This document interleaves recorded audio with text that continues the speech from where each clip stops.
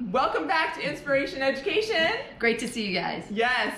Today's episode is going to be about senior capstone projects, high school senior capstone projects. We want to talk about three things. The first thing is, what in the world is a capstone project, for those of you that may not know? Number two is going to be about what the critical components of a capstone project are. And number three is how a capstone project could potentially set the trajectory for your high school senior's future career. Teach your kids to love to learn, and they will learn to love to live in a world where there's so much to learn through inspiration education. All right, if I may, I'd love to introduce to you the magical, the marvelous, and the gorgeous Alexa Garcia. She's a senior at Desert Christian High School. Our capstone projects are called Expos. And this year we would love to highlight this young lady as a great example of those three questions that you just asked, Cassie. Absolutely. Okay, so the first question is, what is a capstone project? So in your estimation, what do you think, Alexa? A senior project is a student-led project where us students, or I pick my project I want to lead, and I do my research, and I'm the one who leads this project. So it sounds something that's completely student-centered. Yep. And it also sounds like you identify a problem, if you will. So it's like problem-based learning at its finest, where it's completely student-initiated. Why don't you tell the audience what your expo is and what it's about? So my senior expo is to bring awareness of hemophilia to the people. And so one of my biggest pieces to my project is I'm going to be running a 10K marathon in Disney World Orlando, and I'm good. And all the money that I raise is going to go directly to HFAs, which is Hemophilia Federation of America, to their Helping Hands program. So Alexa, tell us then, and tell everyone out there, what do you think are the critical components of an expo project or a capstone project? What is so what needs to be built into that in order to make it a good project? So I believe that you should put yourself in uncomfortable problems or positions where you have to grow as a person, and that's what I'm doing with my senior project. Also just like Mrs. Chandler says, that the theology of wonder, and just how you start researching something, and that just builds on and on and on. And I think that's super important, because you learn to make your own project, your own. You're not learning by a teacher, you're learning on yourself. You make your own lessons. Wow. Something else that you've been learning, and that seniors should be doing through this project, is they're learning how not to procrastinate. Right? What are some other things that you've learned through this process? To market yourself, to how to write professional emails, and how to ask help, because one person might lead you to another person. That's good. And just be open-minded with because some situations might put you in a comfortable position and you don't want to go with it, and you sometimes just go with it. So intrinsically motivated, it sounds like. You're being motivated from the inside to get something done. But I also hear in what you're saying, there's a serendipity piece to it. As you're being put into uncomfortable situations, you never know what might come your way. And you said open-minded. You're open to whatever the experience might bring. So, you're going one direction, and then you realize, you're going to pivot to another direction, but it opens up all of these really powerful opportunities in networking. So through your expo project, your capstone project, can you tell us about some of the skills that you have learned specifically? So maybe some challenges that you had to overcome, or something like that. I learned to never give up. Okay. In the sense of when you think that something is blocked, a door is not being opened, you can find different ways to get around it. What was it like to communicate with heads of organizations for the first time. That's something huge. What was that like to learn that kind of skill? It's mind-blowing how some people actually care. I mean, Wow. in the sense of like, I'm a high school senior, Yeah. and I'm not even 18, I'm 17, and how there's some people that actually, like, they want to help you. They're good people, and they want to see you succeed. Wow. So what was it like when you received that first email, or you had that phone call with a head of a nonprofit organization in Washington, D.C.? What was that like? That was crazy. Just, like, at first I felt so tiny in this pool of YouTube, and then suddenly I was like, whoa, I'm important. My project was important. Does that give you confidence as you move forward in your life for some new challenge that you might need to face? Yes, I don't feel as small as I did before. Okay. Alexa, I've reflected to you that I think through your Capstone project that you have launched your professional career. Why don't you tell us a little bit more about that? Where you think I'm coming from with that? Why don't you talk more? So let's start from the beginning, so you can know where I'm leaning to. So first of all, my mom, since I was little, she always told me about how we have a family history of hemophilia, and how she had 3 brothers who died from hemophilia, and how she is a carrier, and how I might even be a carrier. A genetic carrier. A genetic carrier of hemophilia. I had a social history project with Mrs. Thomas, and I interviewed my mother, and I asked her, and I did research on the whole history of hemophilia, and that got posted on this channel. Exactly. And so after a while, like a month after, I don't even think it was that long.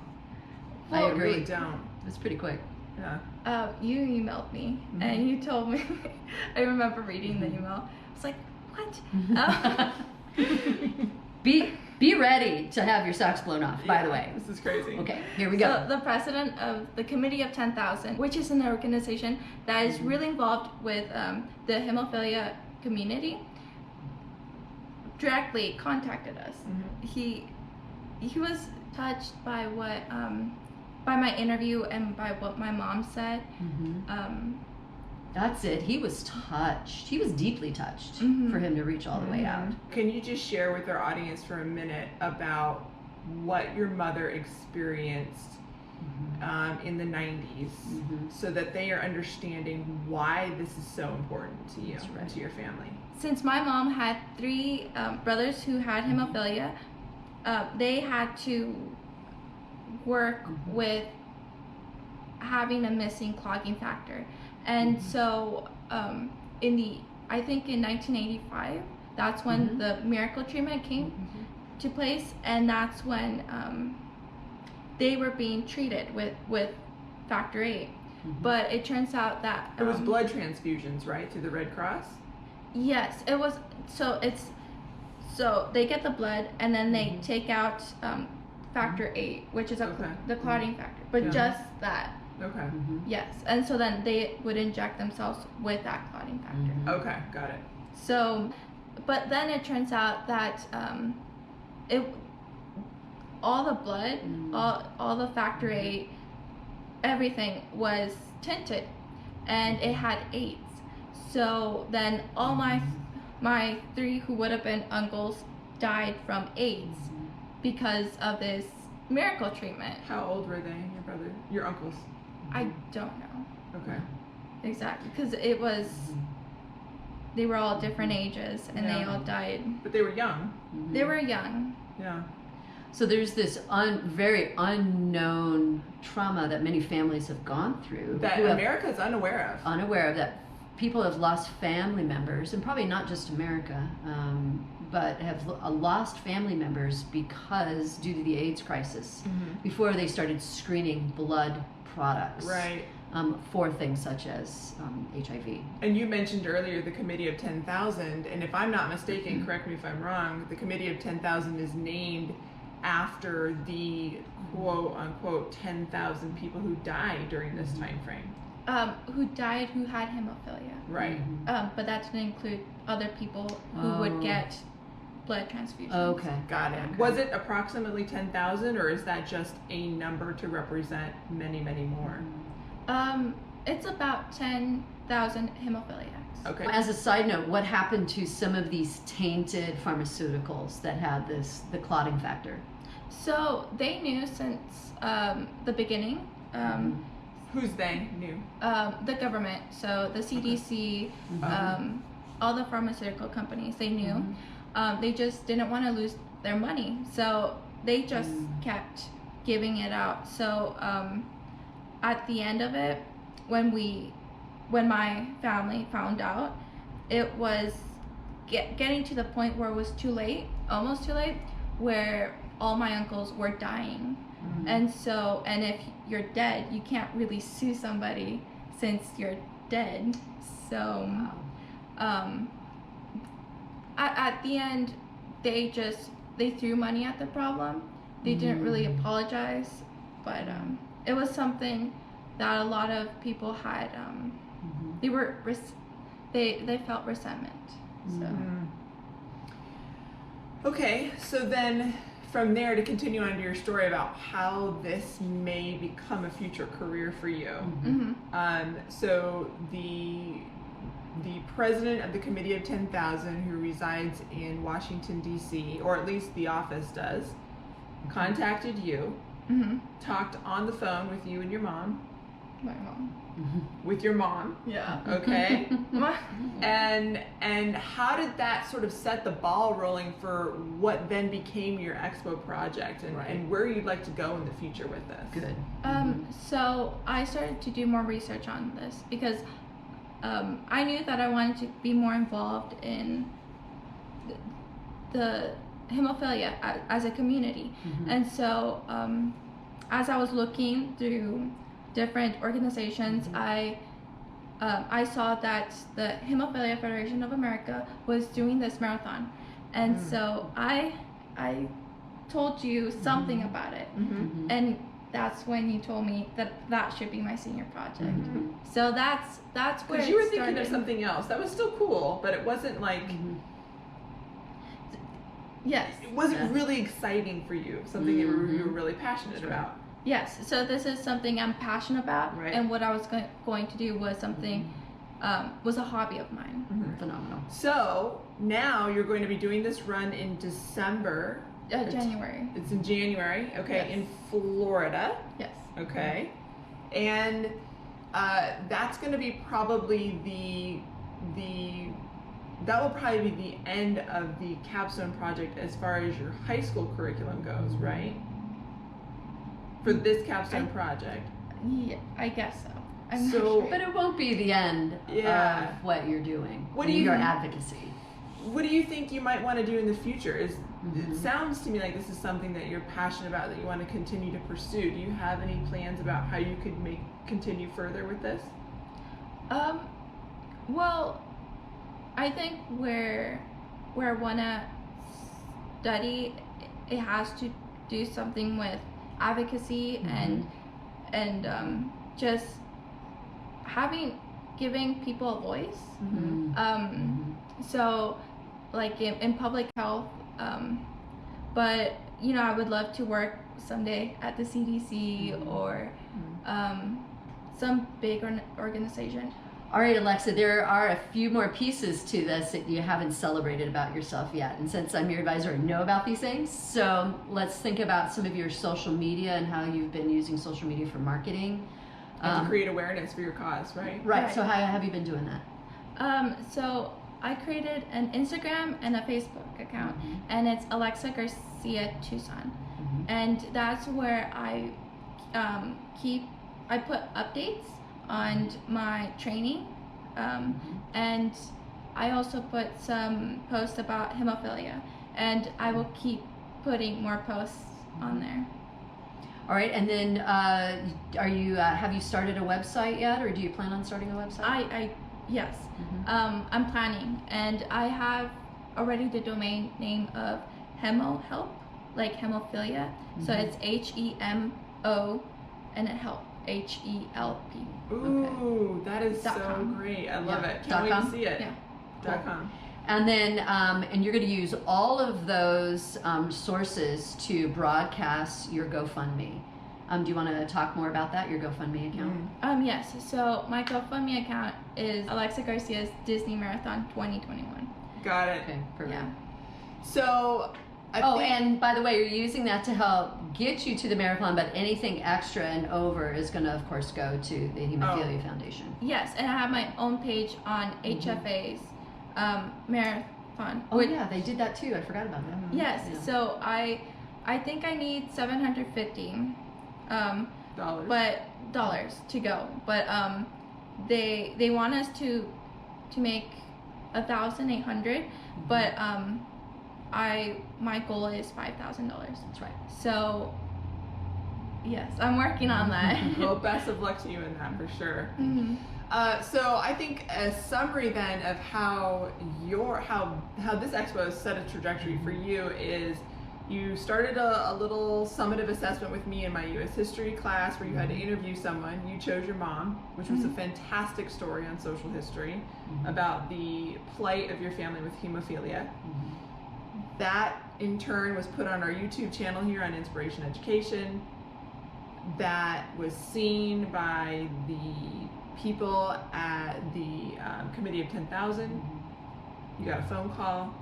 And here you are. You were energized to say, hey, this is what from this, I want to go further. Energized and empowered. Yes. This is what we need to do with young people these days, is to empower them, to speak into them that they can do these sorts of things. And it was and you ran with it. I'm so Yeah. proud of you for that. Yeah. Go ahead, continue your summary. And it was at that moment that your Expo project or your Capstone project was birthed. And from there, that's when you started researching how to get into this 10K run. So that, well, you started with the 5K run. If I'm not mistaken, you're like, no way I can do 10K. And you pushed yourself and were like, I'm doing the 10K. You ran into brick walls with even just trying to get into the entry. And you were able to push through all those sorts of things. And in doing so, you have potentially made lifelong connections with people in places that could probably help you to raise awareness further than maybe you could ever imagine. And so I can't wait to see, maybe you'll study this when you're in college. Maybe you'll work for the CDC one day. That would be cool. That would be phenomenal. Yeah. Again, what we really love about Capstone projects for high schoolers is it's an opportunity for them to put legs on what could be 12 years of learning. And that's why it's called a capstone, right? Absolutely. And in the case of our expos, it gives them a chance to do an exposition, right? To do exactly what you've done and to show it to the world, if you will. And sometimes our students show it to a smaller audience. In this case, it is generated to become its own beast and has just evolved to having such a far-reaching audience. Right. But it's really about developing these 21st century skills. Absolutely.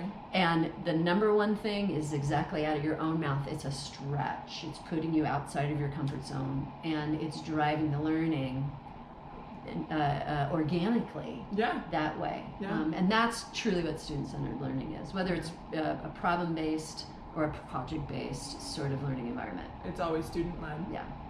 So Chan and I are super proud of you and everything that you've done so far. Cannot wait to keep watching you and seeing where it goes in the future. And we definitely want to encourage our colleagues out there to, if your school isn't doing it already, to have your students do a capstone project as seniors in high school. One piece of advice would you like to give to teachers out there? Teachers should know that you guys actually make an impact and you inspire us.